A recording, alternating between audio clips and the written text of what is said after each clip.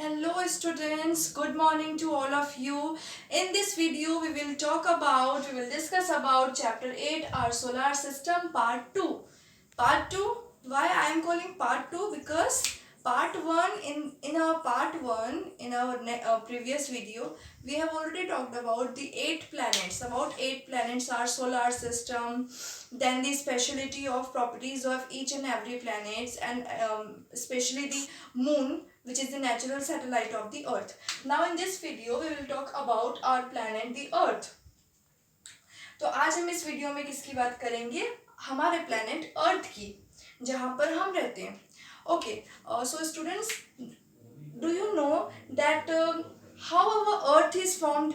हमारा अर्थ बना कैसे? Do you no? Okay, so millions years ago क्या था हमारा अर्थ में? क्या हमारे अर्थ में ऐसे हाउसेस बने थे? क्या हमारे रोड्स बनी थी जहां पर हम सडनली आए और हम रहने लग गए? क्या ऐसा था? या आपके ट्रीज लगे हुए थे? क्या गॉड ने सब कुछ आपको यहाँ बना कर दिया था? क्या कभी आपने सोचा कि हमारा अर्थ फॉर्म कैसा हुआ, और जैसा क्या अभी हमें अर्थ दिख रहा है क्या वैसा ही दिखता था हमें? तो उसका आंसर ये है कि बहुत बहुत साल पहले जब हमारा अर्थ जस्ट बना था, तब इस अर्थ में earth contains a huge amount of dust particles and gases. Only gases and dust particles, बस यही थे हमारे यहाँ पर. और क्या थे वो? बहुत ज़्यादा हॉट थे. ऐसा बिलीव किया जाता है, साइंटिस्ट ऐसा कहते हैं कि 1200 डिग्री सेल्सियस टेम्परेचर था उस टाइम पे हमारे अर्थ का. अर्थ का शेप क्या है बेटा? बॉल की तरह है ना. अर्थ का शेप क्या है? बॉल की तरह है. ठीक है, तो ये उस वहाँ का टेम्परेचर इतना हाई था जो कि हम तो अभी बिलीव भी नहीं कर सकते, बिकॉज हम तो यहाँ रह रहे हैं. क्या हम 1200 डिग्री सेल्सियस इतने हॉट टेम्परेचर में हम रह पाते? नहीं. नो. ओके, तो उस टाइम पे ऐसा था. बट जब उसने स्पिनिंग स्टार्ट किया and rotation and revolution start किया. What is rotation? रोटेशन जब वो अपने ही अराउंड मूव करता है. ठीक है, अर्थ जब अपने अराउंड मूव करेगा. एंड रिवॉल्यूशन मीन्स जब वो सन के अराउंड में क्या करेंगे? मूव करेंगे. तो हम उसे क्या कहते हैं? रिवॉल्यूशन.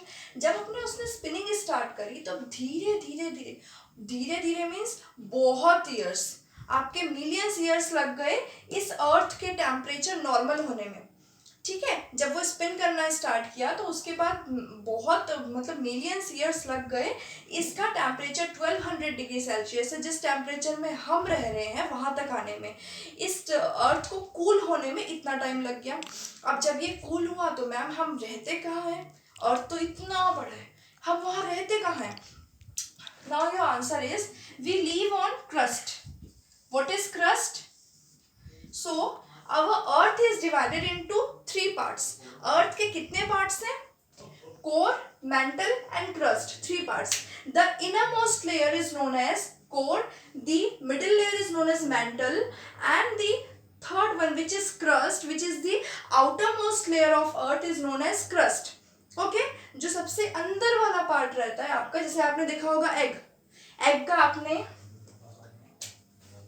आपने एग का देखा है?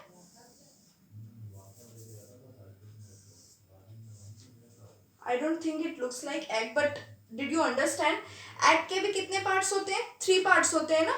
जब उसका एग शेल, जब आप एग को देखते हो तो उसका आपको क्या दिखता है? व्हाइट पोर्शन बाहर का दिखता है ना. तो उसे हम क्या कहते हैं? एग शेल बोलते हैं.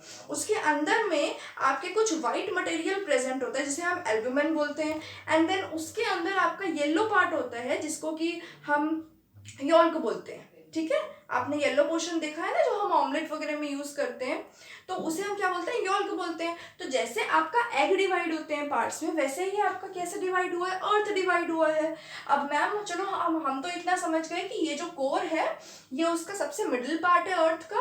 देन उसका वो सबसे इनरमोस्ट लेयर है अर्थ का. देन जो मिडिल लेयर है, ठीक है,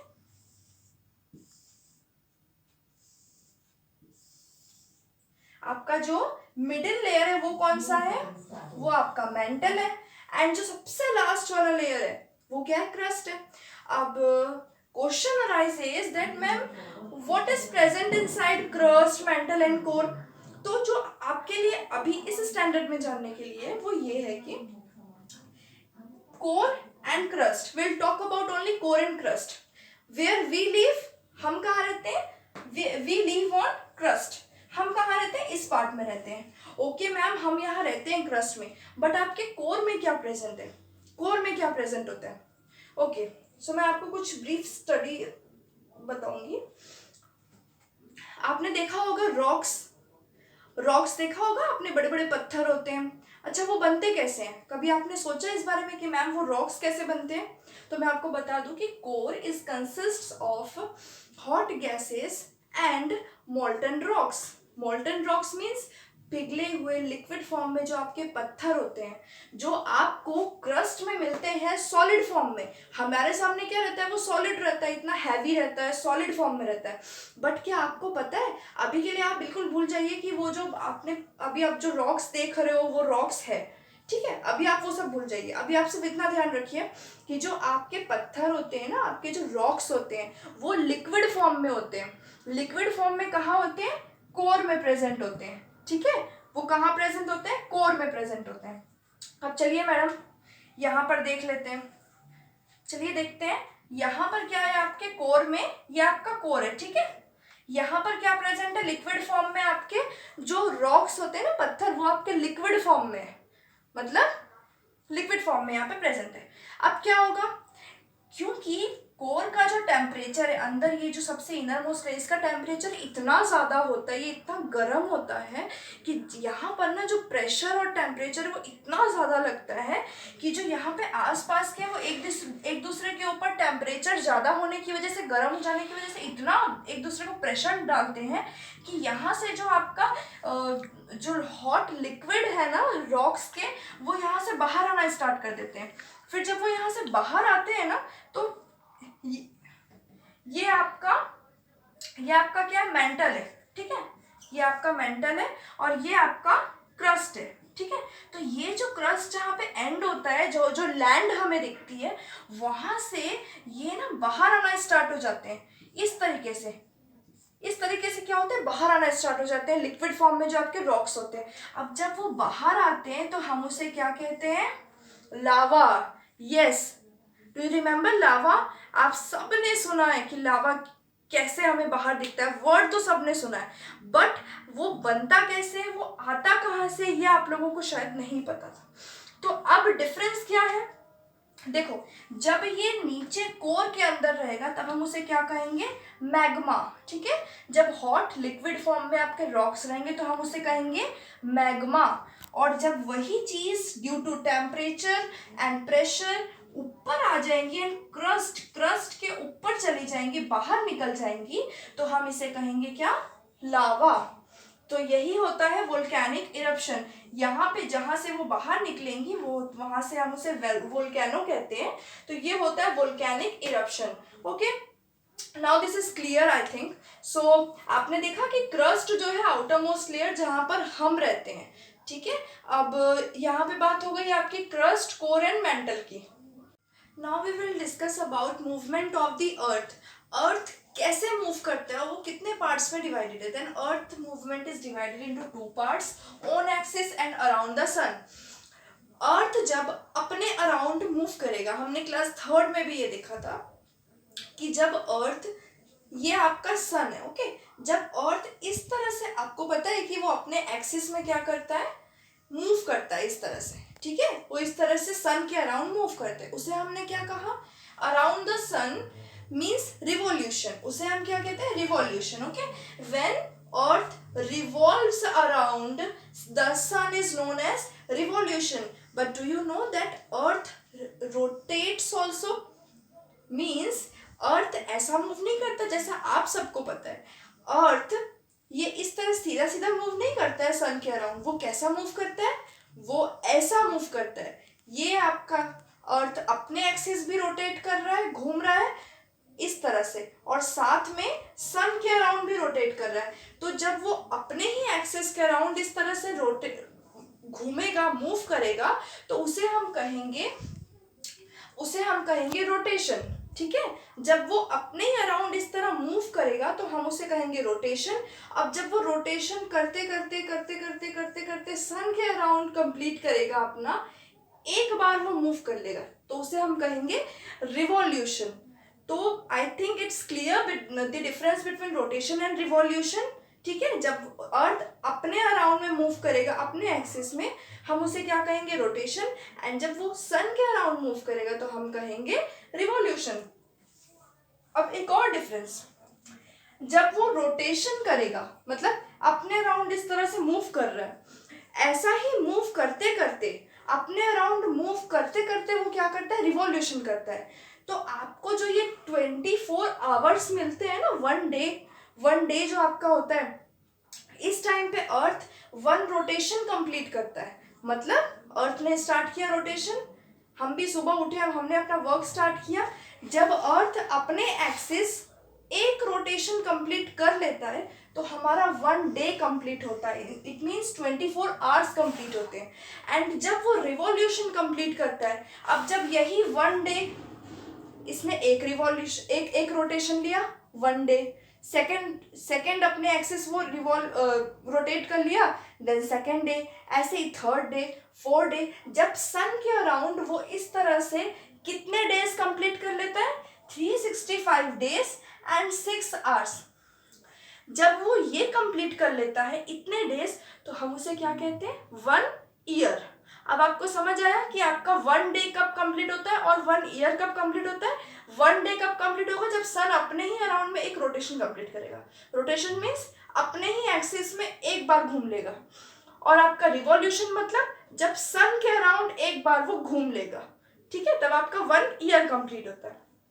So I think the difference between rotation and revolution is clear now. Now we will discuss about day and night.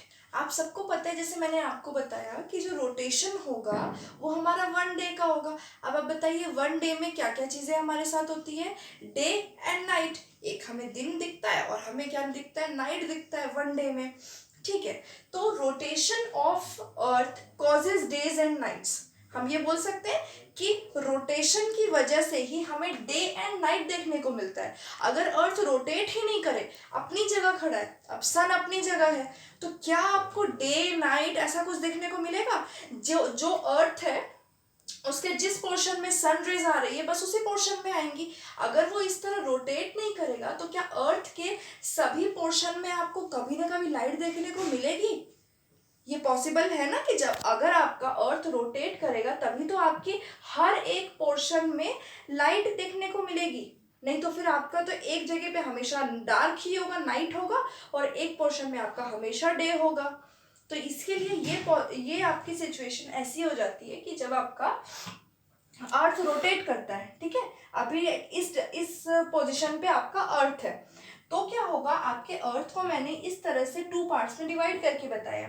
क्यों, जब सन रेज आपके अर्थ पे फॉल होगी तो अर्थ के जिस पोर्शन में आपकी सन रेज आएगी वो पोर्शन में क्या होगा, डे होगा। ओके, उस पोर्शन में आपका डे होगा, मतलब दिन होगा। जब आप स्कूल आते हो शाम तक आपका डे रहता है, तो जब आपका इस तरफ आपका लाइट आएगी, ये डे होगा, तो दूसरी तरफ आपका क्या होगा, नाइट होगा, क्योंकि वहां तो आपकी सनरेज पहुंच नहीं पा रही है। अब अर्थ तो बहुत बड़ा है ना, वहां जब सनरेज नहीं पहुंच पा रही तो वहां क्या होगा, नाइट हो जाएगा।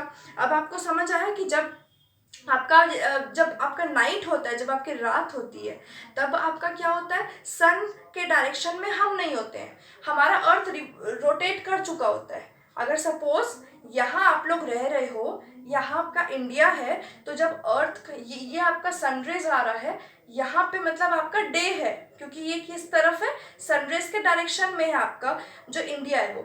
जैसे ही आपका इस तरह से मूव किया, मतलब आपका इंडिया इस तरफ आया, तो क्या हुआ, सनरेज यहाँ पे पहुंच रही है, इस तरफ नहीं पहुंच पा रही, तो आपके इंडिया में क्या हो गया, रात हो गया, नाइट हो गया। तो आपको समझ में आया कि किस तरह से डे एंड नाइट होता है। अर्थ के जिस पार्ट में लाइट फॉल होगी वहां आपका दिन हो जाएगा, डे होगा, और जैसे ही आपका अर्थ रोटेट करते करते करते करते दूसरे पोजीशन में जाने लगेगा, शाम हो जाएगी, और पूरी तरीके से जब वो घूम जाएगा उस तरफ, तब क्या हो जाएगा, वहाँ नाइट हो जाएगी।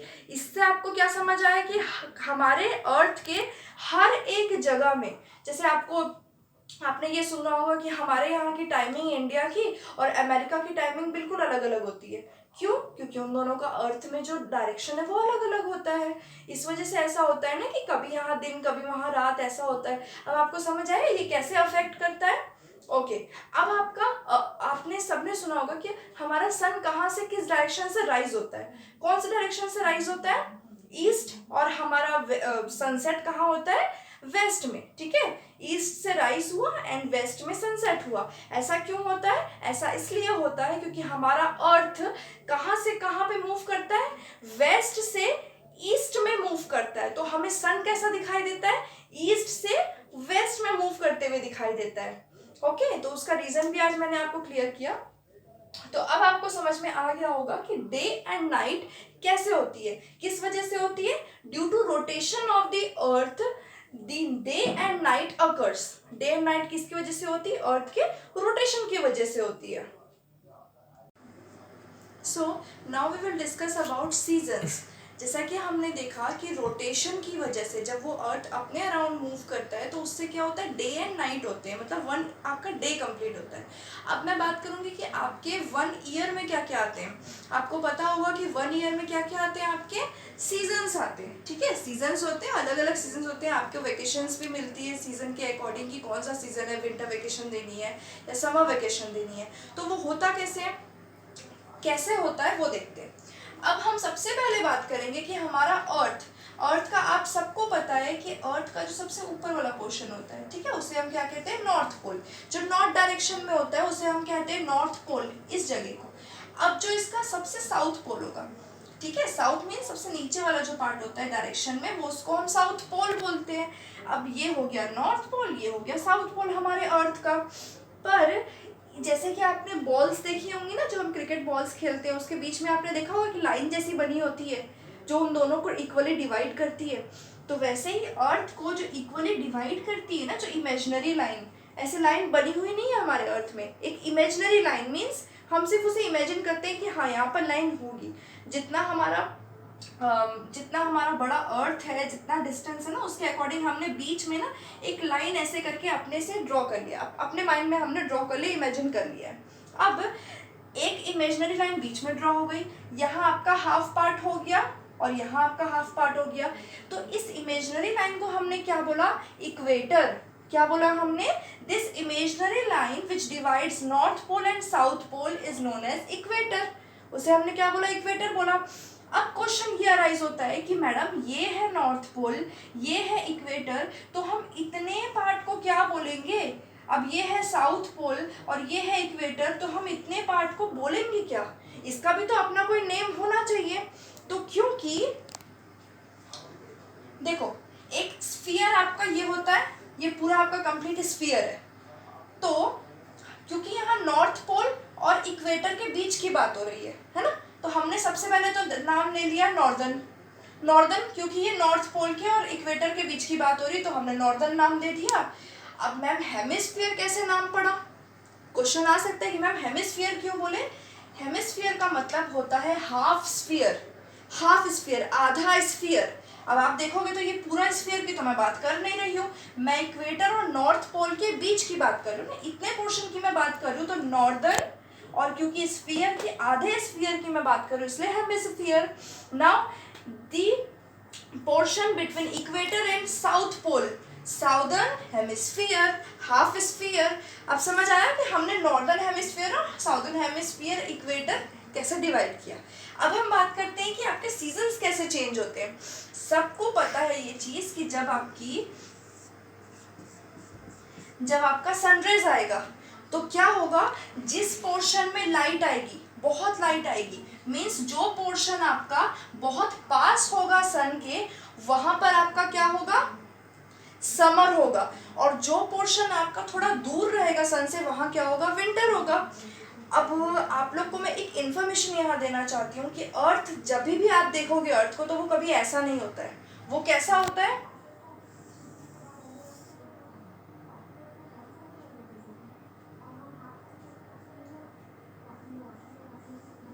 इस तरह होता है। इस तरह होने का मतलब ये कभी भी आपको इस तरह से सीधा नहीं दिखेगा, वो आपको थोड़ा टेढ़ा दिखेगा हमेशा।